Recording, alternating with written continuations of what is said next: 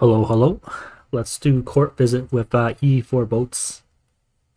So we are assuming that you have gotten the basic lamp relics minus chalice. So we're assuming full king set, and we are assuming hand of rumble. And this is how I usually do it if I am extremely weak. So speeder here is important. Make sure to bring her. And off we go. So this stage has quite a few moving parts, so we're going to have to go over how it works. So Theresis and Theresa. Every time Theresa explodes, she will do more arts damage each time, and she will summon boats and devours. The boats are very annoying because they're very tanky, and so we're going to be using Ray to deal with them. And top right. You can use Cruister in that position as well, but it is more problematic because Cruister needs relics, whereas Ray will just barely not be able to kill them in time. And so she'll need help from Indigo. Alright.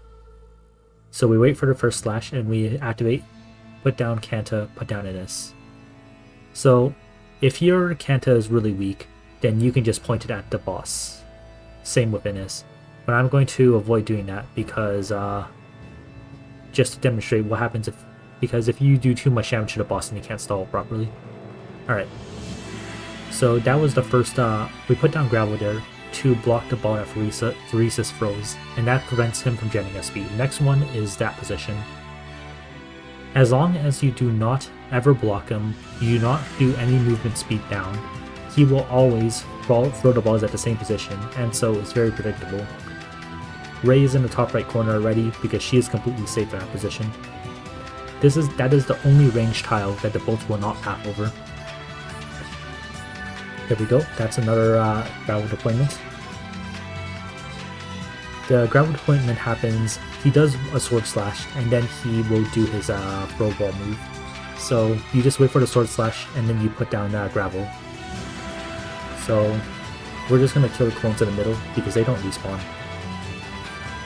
Alright, gravel down again. He's going to sword slash. He's going to walk a bit, and then he's going to start doing his ball move. And so we put gravel down again, and we block it. And we just repeat this over and over. Note that gravel works perfectly to cycle with Theresis. We're just killing the clones. Make sure to retreat gravel every time immediately after she blocks the ball, otherwise she won't be back in time. So you might be wondering what our goal is with just letting Theresis walk around and doing nothing to him. Our goal is to stall him right at the blue box. There's a few reasons for this. The main reason is because stalling him at the blue box means that he is far away from every other enemy, so we can separate and stall the boss until all the other enemies are dead, and then kill the boss, and deal with the actual mechanics of phase 2. It makes it way easier. Alright, so we're just killing some of the clones on the left side now.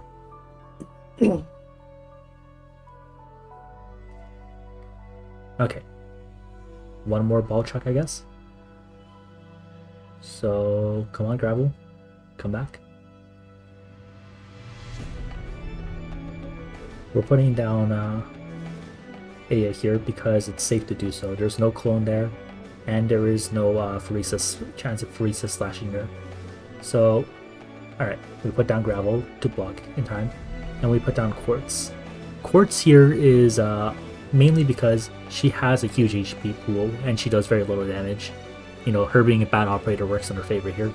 So, she is going to be here, and she's just going to tank the boss with her giant HP pool. She doesn't do it at base, but she does do it with Rise and Fall and Prosperity Epoch, which you should have naturally.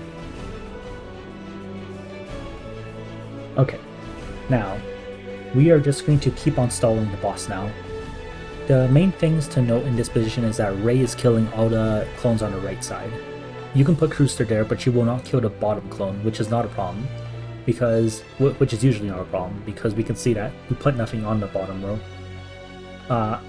Which is the row right above even. So we can see that we are just... Alright, so there was a minor mistake there. So you see how Theresis from that position will, how Theresis does his slashes and his subsequent ball movement is that he will go down, left, up, right, and then he will throw the ball in the same direction. And so when he throws his ball right and down, it will actually not get blocked by Quartz. But when he throws it left and up, it will be blocked by Quartz. So you need to be careful about that. You need to actually block the ball. You need to actually block the ball when he slashes right or down. So here we can see that normally we would have enough damage with Gray, but because we are doing, we're using very minimal damage relics aside from what is guaranteed from Lamp, we do not have enough damage with Gray alone. As such, we're going to put down Rosmontis. This is a temporary placement, but it's necessary for now.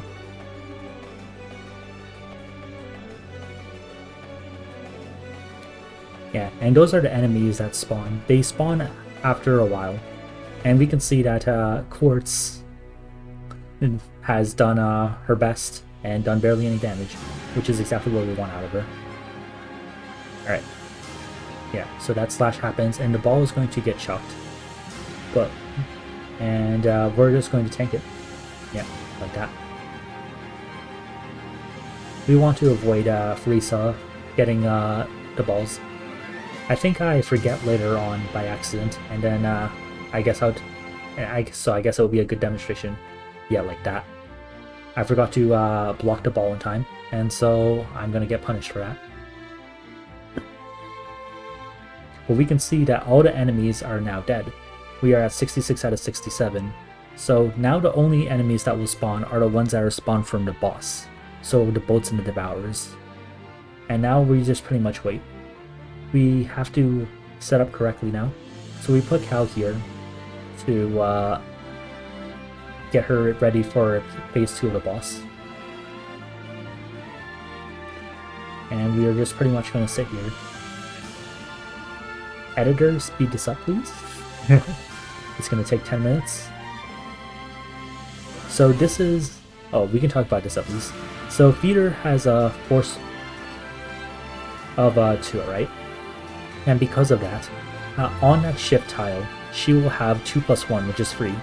Now, Theresis has a shift free, has a weight of 5, and because of that, he will be shifted slightly when you use Feeder skill on the shift tile, even at E1. He will move just barely enough so that his SP regen will be 3.5 SP a second, and have the 0.75 damage reduction instead of 0.9. So basically, Feeder here basically doubles your damage with Flingers, and makes it so that Theresa doesn't just blast you to death. Otherwise, this would be way less viable and you want to use Shu. And speaking of Shu, let's actually talk about Shu. So I didn't bring her here, and that's mainly because she's expensive. And she's not really necessary for just regular ending 2. Quartz is obviously a way cheaper solution than her. So what you want to do with Shu is that when the boss is about to die, first you want to seed bed you want to have a seed bed on the tile that the boss is on. And then when the boss is about to die, you click Shu skill. Oops. Yeah, you can see that I made a mistake and let Theresa explode. Many such cases. Yeah. Actually, let's finish the discussion. So with Shu, you will just click Shu when he is about to die, and it will seed bed him, and then he'll try to teleport, and that will just work. He will be teleported back to his original spawn position. He'll try to go to his original spawn position, and he'll be teleported back to the blue box, where he is really easy to kill, and Theresa will have very minimal SP generation in a second. Alright, so you can see this is what we're basically going to do for the bolt every single time. We are going to use Ray's skill and just click it whenever the bolt comes by. And conveniently, Ray's skill will line up decently well with how Theresa does her blasts. Now, because my Ray has no other relics aside from King's relics, she just barely misses the kill on this bolt. So that's something important to note. Now we are back to our regularly scheduled programming, just stalling. You can see that Gray is in this position deliberately so that he can kill the mobs earlier. Oh yeah, accidentally balled again. Do try to be better about it than I am. So Gray's in this position to kill the clones that would otherwise kill Aya, and also kill the little slugs.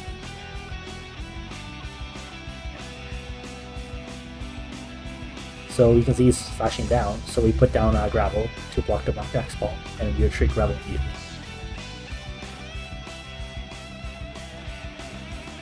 We're gonna put down feeder again, hopefully not mess this up again. Alright.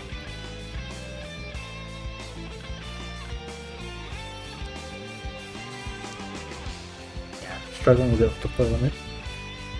In theory, you can retreat Gray and Calcit if you're lacking in deploy limit, since all you really need is Quartz, the medic, and Ray.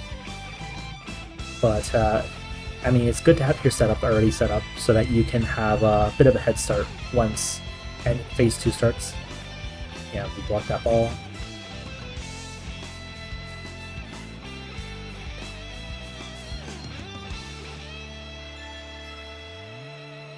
Is he slashing down? He is slashing down, so the next ball will land on gravel. Okay. Yeah.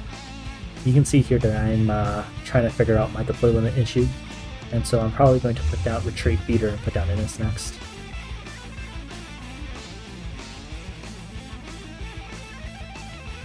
Just getting some damage in. In theory, you could use something else to help kill the boss faster, but I was playing it very safe. Yeah, I got tired of it, so I put down that Innis. Yeah, so he's gonna slash right, so we put down gravel after the slash. He's gonna ball gravel. Yep. Next slash is gonna go down, and then we put down gravel again.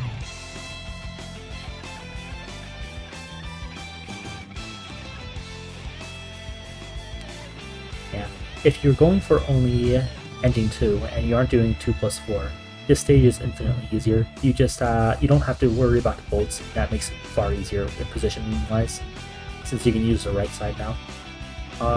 And since the hope requirement isn't as high, you can also just use shoot, and I would highly recommend it. This strat is pretty much only for as a low hope solution. Alright, but the boss is almost dead, and that is, thank god, the stall is almost done. Alright, one more ball to block, or a few more.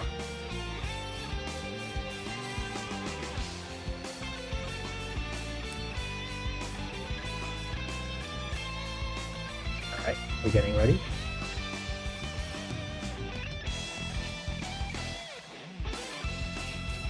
A downward slash.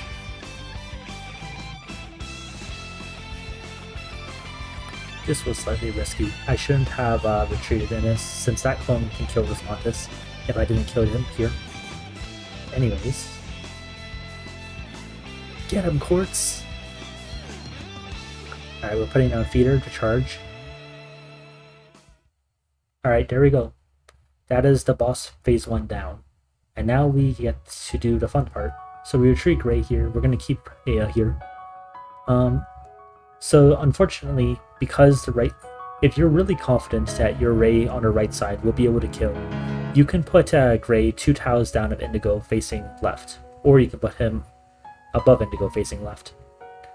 And both of them are fine, but I was not confident, and you'll see soon that I was right to not be confident.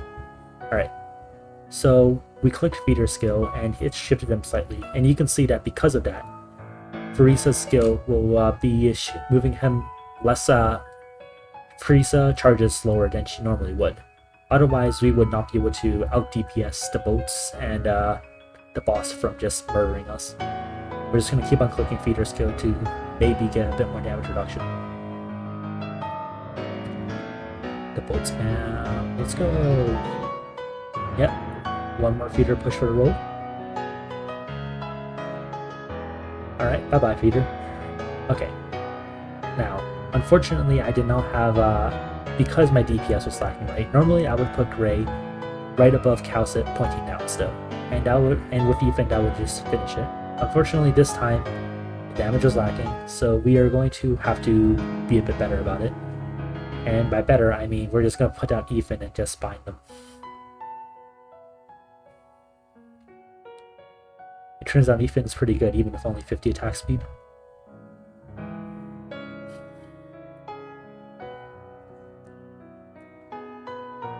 Yeah, so we're just trying to spam her to death before she spams us to death. And you can see that each time the boat that spawns will get slightly closer to us than the previous one. So this cycle does not last forever. Raid does not cycle properly if you only have the King's Legacy. Because I believe Frisa's cycle is 27 seconds and Raid's total cycle is 36 seconds. So it is very troublesome. As such, we have to put Indigo here, both as supplemental DPS and also to keep the boats bound so that they don't run into everything else. Because if you let these boats get away from this place, they will go over all the other rage tiles, and then you will actually have a huge problem. Because, yeah, boats are very scary. So yeah, we can see that Theresis is getting fairly low. So Monster is doing a good job of this. Monster and Rosmontis, I should say.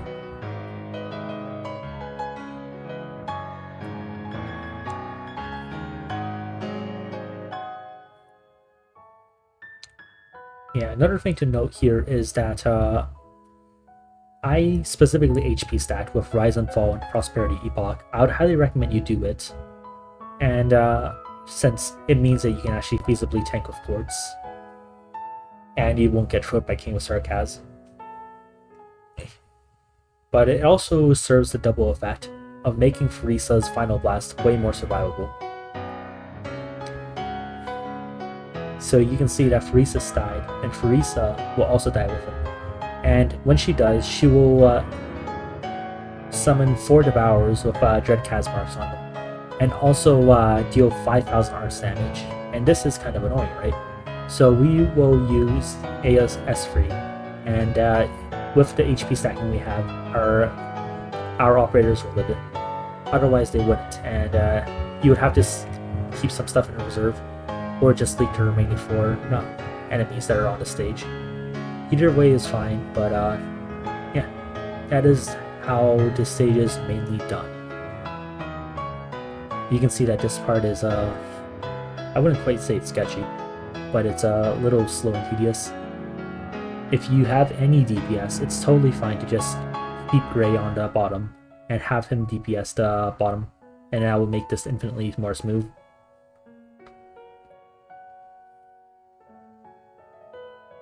Yep, even doing his best job.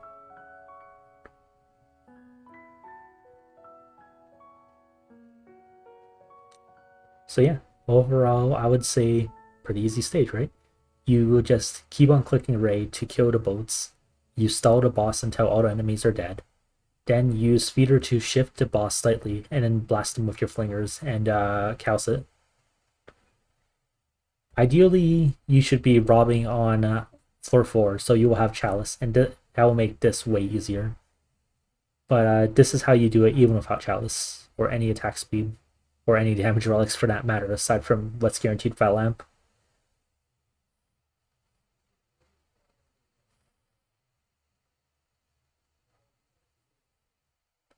Okay, well that's that.